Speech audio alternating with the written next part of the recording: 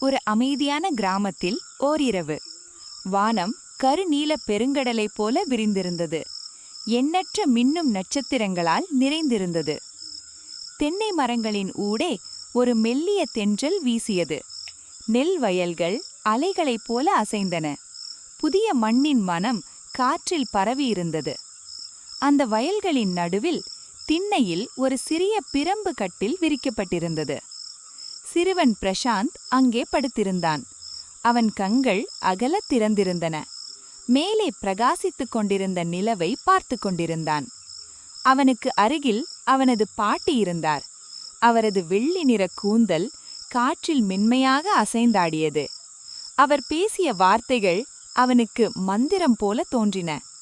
பிரசாந்த், அந்த நிலாவை பார்க்கிறாயா என்று அவர் கேட்டார். பிரசாந்த் மெதுமாக தலையசைத்தான்.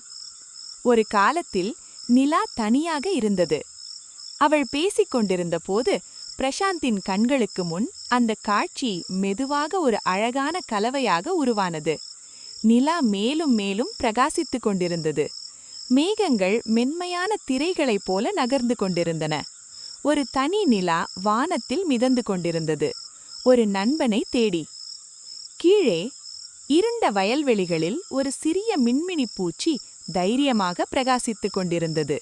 கவலைப்படாதீர்கள், நான் சிறியவளாக இருக்கலாம், ஆனால் உன்னுடன் சேர்ந்து என்னால் பிரகாசிக்க முடியும். நிலா புன்னகைத்தது.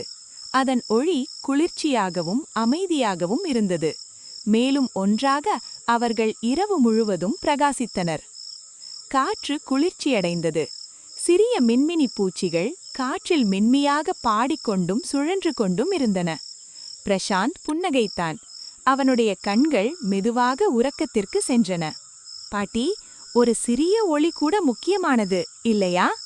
ஆம் பிரசாந்த், இருளில் ஒரு சிறிய ஒளி கூட ஒரு பெரிய ஒளியை கொண்டு வர முடியும்.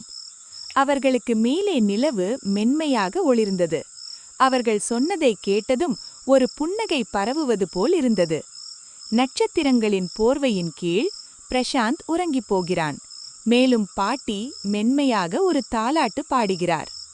உங்களுக்கு இந்த கதை பிடித்திருந்தால் லைக், ஷேர் மற்றும் சப்ஸ்கிரைப் செய்ய மறக்காதீர்கள்.